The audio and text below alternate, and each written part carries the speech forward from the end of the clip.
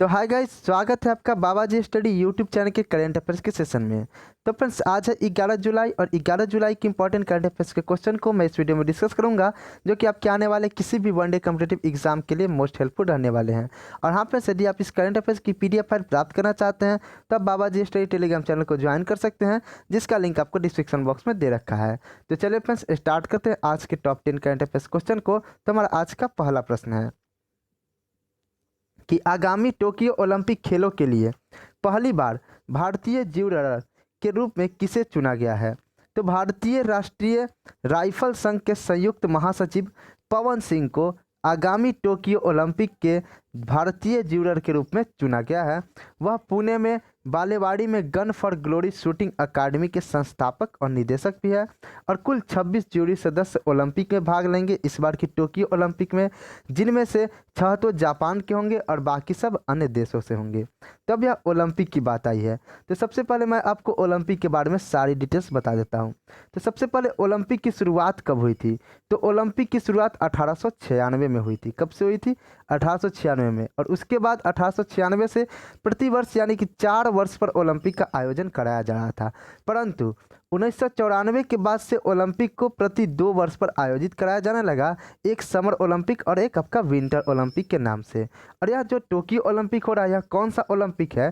तो Tokyo Olympic आपका summer Olympic है, जो कि 2020 में होना था, लेकिन कोविड की वजह से 2021 में हो रहा है। तब 2021 का ओलंपिक कहाँ पे हो रहा है? टोक्यो में हो रहा है। तो 2022 का ओलंपिक कहाँ होगा? दरअसल 2020 का है, 20 से 2 साल गैप करेंगे तो 2022 आएगा। और इसी कारण 2022 का ओलंपिक, आप ये मत समझना कि 2021 और 2022 एक साल के गैप पर ओलंपिक कराए जा रहे हैं। नहीं, 2020 का यह ओलंपिक था, कोविड की वजह से 2021 में शिफ्ट किया गया, तो अब 2 साल का गैप आता है 2022।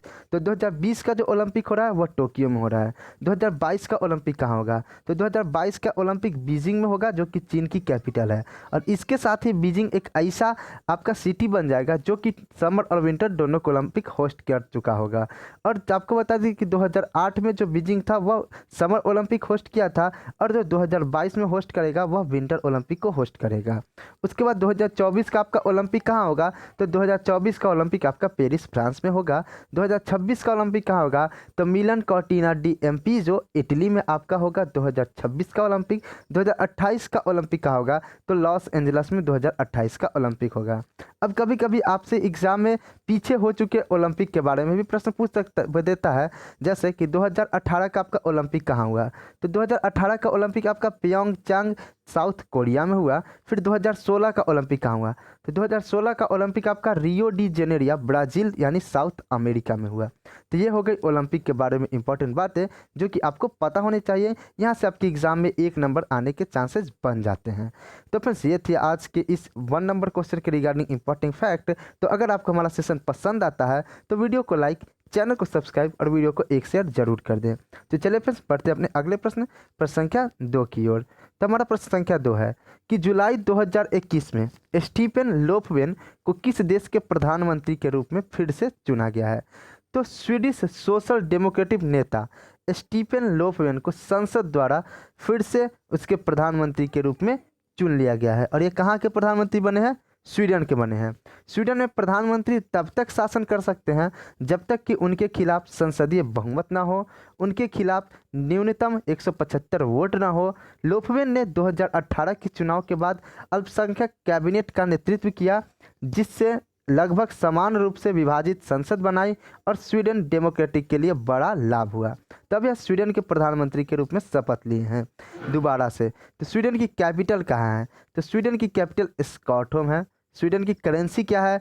तो स्वीडिश क्रोन स्वीडन की करेंसी है। और स्वीडन के प्रेजेंट टाइम के प्राइम मिनिस्टर कौन है? तो स्वीडन के प्रेजेंट टाइम के प्राइम मिनिस्टर है स्टीफन लोफवेन, स्वीडन के प्रेजेंट टाइम के प्राइम मिनिस्टर है। आगे बढ़ते हैं अपने अगले प्रश्न संख्या 3 की ओर।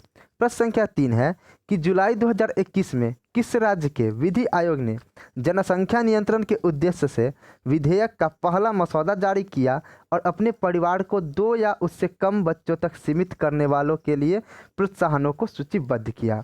आपको बता दें कि यह क्वेश्चन सीधा सीधा सवाल पूछ रहा है कि जुलाई 2021 में किसने अपने परिवार में 2 से ज़्यादा बच्चा पैदा करने पर प्रतिबंध लगाया? तो सिंपल सा कहानी है, उत्तर प्रदेश सरकार ने उत्तर प्रदेश सरकार ने जनसंख्या नियंत्रण कानून लाया, जिससे 2 या 2 उससे कम तक बच्चे को सीमित करने वालों को प्रोत्साहन को सूचीबद्ध किया। यानी कि 2 बच्चे या 2 से कम बच्चे जिनको होंगे उनको प्रोत्साहन किया जाएगा और उन्हें प्रोत्साहित किया जाएगा। और 2 बच्चे के मानदंड का पालन न करने पर प्रतिबंध लगाया जाएगा।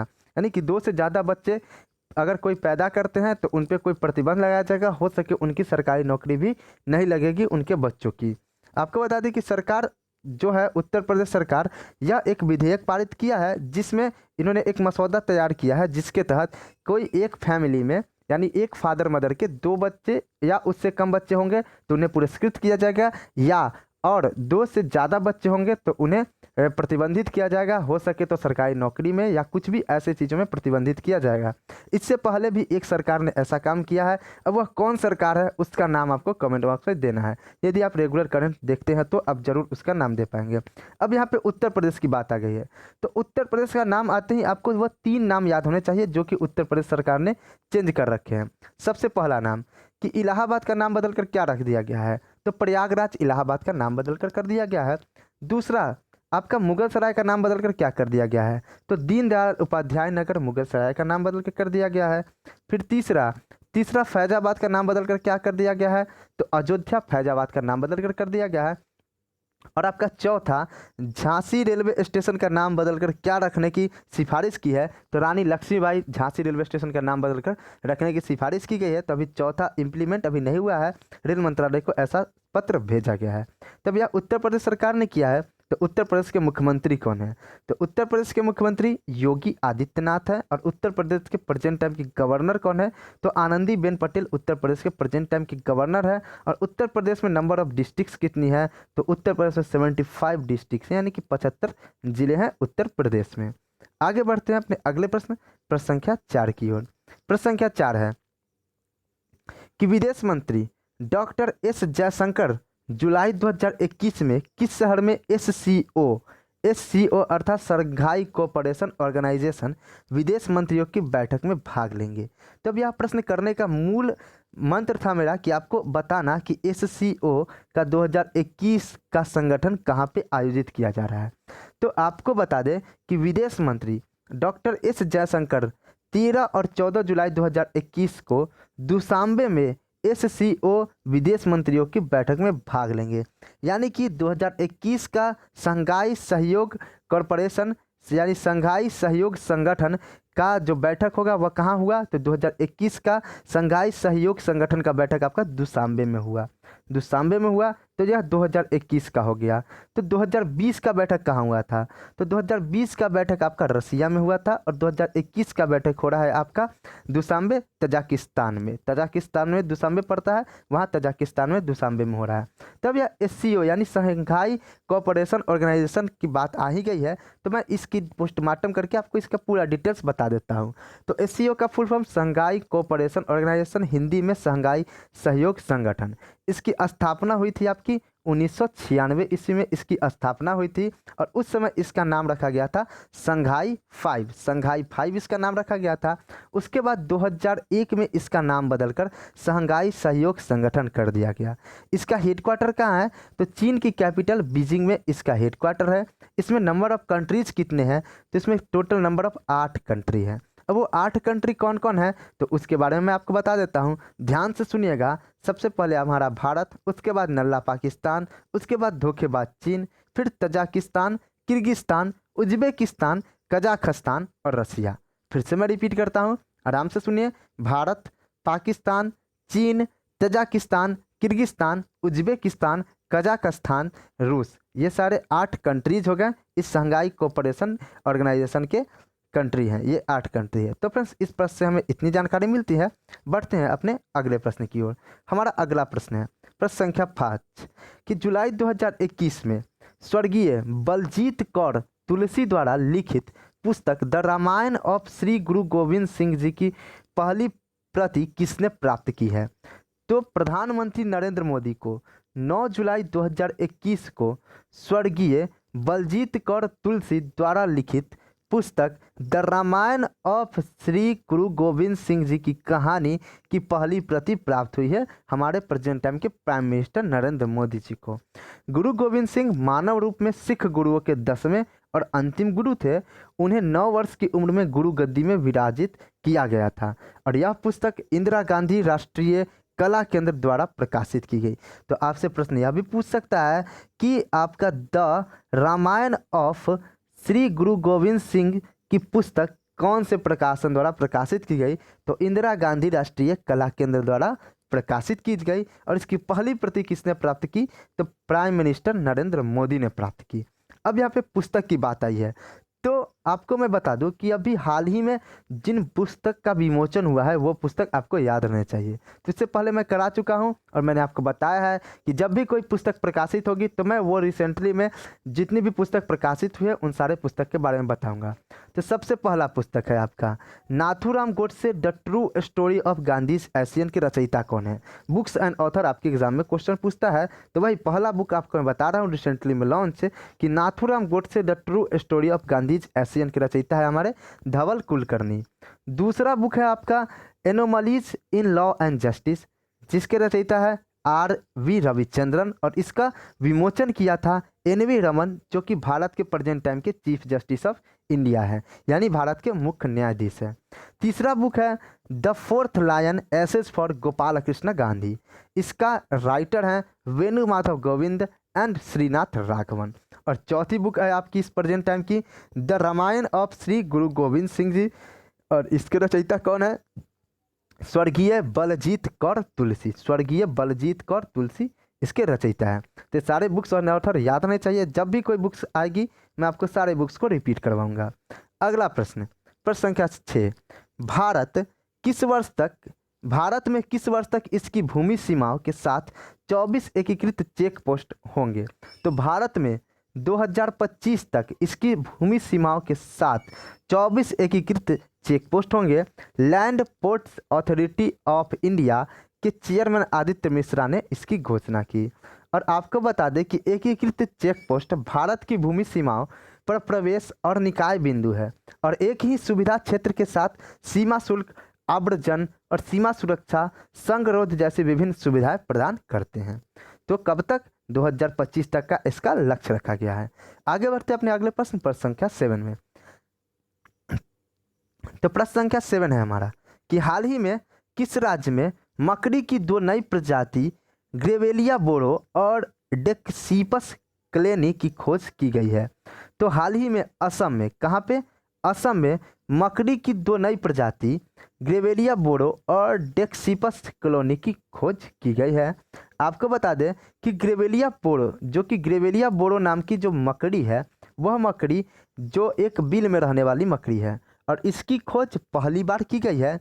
वहीं डेक्सिपस क्लोनी नाम की जो मकड़ी है वह उछलकूद करने वाली मकड़ी है और जिसे 129 साल पहले सुमात्रा में स्वीडिश पुरातत्वविद टॉड टैमरलैंड डियोट ने थोरथल द्वारा अपनी मूल खोज से प्राप्त किया था और फिर से प्रकट होने का दर्ज इसे प्राप्त है। यानी कि यह जो ग्रेवेलिया बोरो है पहली बार देखी गई है, लेकिन डेक्सिपस क्लेनी जो मकड़ी है वह मकड़ी पहले स्वीडिश में देखी गई थी जो कि 129 साल पहले देखी गई थी और इन्हें फिर से प्रजाति कहाँ मिली है? भारत के असम में। तब असम में मिली है तो असम के बारे में जान लेते हैं। असम की कैपिटल कहाँ है? दिसपुर। असम के सीएम कौन है? हिमंत विश्व शर्मा असम के सीएम है। असम के राज्यपाल कौन है? तो जगदीश मुखी असम के राज्यपाल है। और असम का डांस क्या है? Popular dance. तो बिहू असम का पॉपुलर डांस है। आगे बढ़ते हैं अगले प्रश्न संख्या 8 की ओर। प्रश्न संख्या 8 है कि विश्व जनसंख्या दिवस कब मनाया जाता है? तो प्रतिवर्ष 11 जुलाई को विश्व जनसंख्या दिवस या यूँ कहे कि अंतर्राष्ट्रीय जनसंख्या दिवस मनाया जाता है। और इस बार की जो जनसंख्या दिवस की थीम है वह थीम है the impact of covid pandemic on fertility. The impact of covid pandemic on fertility इस बार की विश्व जनसंख्या दिवस या यूँ कहे अंतर्राष्ट्रीय जनसंख्या दिवस या वर्ल्ड पॉपुलेशन डे की थीम है। तो अब यहाँ पे आपका एक दिवस आ गया। तो इस साल हुए मैं दिवस को बता देता हूँ कि कौन कौन से इंपॉर्टेंट दिवस इस जुलाई मंथ में कंडक्ट कराया गया। तो सबसे पहले आपका आता है 1 जुलाई। 1 जुलाई को क्या हुआ? डॉक्टर्स दिवस मनाया गया और जीएसटी डे मनाया गया। फिर से आपका बहुत सारे दिवस इसमें मनाया गया, लेकिन इंपॉर्टेंट है आपका डॉक्टर्स दिवस और जीएसटी डे। फिर उसके बाद आता है आपका 4 जुलाई। 4 जुलाई को आपका अमेरिकन इंडिपेंडेंस डे मनाया गया, जो से 245वां था। फिर आता है आपका 6 जुलाई। 6 जुलाई का आपका वर्ल्ड जोनोसिस डे मनाया गया। फिर आपका आता है 11 जुलाई, और 11 जुलाई को आपका विश्व जनसंख्या दिवस मनाया जाता है प्रतिवर्ष। तो फ्रेंड्स, और इसकी थीम क्या थी, इसकी थीम मैं एक बार फिर से रिपीट कर देता हूँ, the impact of covid pandemic on fertility. अगला प्रश्न, प्रश्न संख्या 9 की ओर बढ़ते हैं कि राष्ट्रीय डॉल्फिन अनुसंधान केंद्र कहाँ बनाया जा रहा है। तो राष्ट्रीय डॉल्फिन अनुसंधान केंद्र का निर्माण कार्य इस वर्ष मानसून के बाद पटना यानी कि बिहार की राजधानी पटना में शुरू कर दिया जाएगा। बिहार शहरी विकास विभाग ने गंगा के करीब 200 मीटर दूर एनडीआरएस के भवन निर्माण को मंजूरी दे दी है। एनडीआरएस अर्थात नेशनल डॉल्फिन रिसर्च सेंटर, यानी कि राष्ट्रीय डॉल्फिन अनुसंधान केंद्र। तो यह पटना में, पटना अर्थात बिहार में बनाया जा रहा है। तो बिहार की बात कर लेते हैं। बिहार की कैपिटल कहाँ है, तो बिहार की कैपिटल पटना है। बिहार के प्रेजेंट टाइम के सीएम कौन है, तो माननीय नीतीश कुमार जी बिहार के प्रेजेंट टाइम के सीएम है। और बिहार के प्रेजेंट टाइम के गवर्नर कौन है, तो फागू चौहान बिहार के गवर्नर है। और आपको बता दें कि हाल ही में काले रंग की अमरूद की खोज की गई है। काले रंग के अमरूद की खोज वह बिहार के भागलपुर के कृषि विज्ञान द्वारा की गई है, कृषि प्रयोगशाला द्वारा की गई है काले रंग के अमरूद की खोज। तो आगे बढ़ते हैं अपने अगले प्रश्न, जो कि हमारा आज का आखिरी प्रश्न है कि हाल ही में वन मुंबई मेट्रो कार्ड किस राज्य सरकार ने लॉन्च किया है। तो आपको बता दें कि महाराष्ट्र सरकार ने, मुंबई मेट्रो प्राधिकरण ने मास्टर कार्ड और एक्सिस बैंक के साथ मिलकर one Mumbai metro card launch किया है।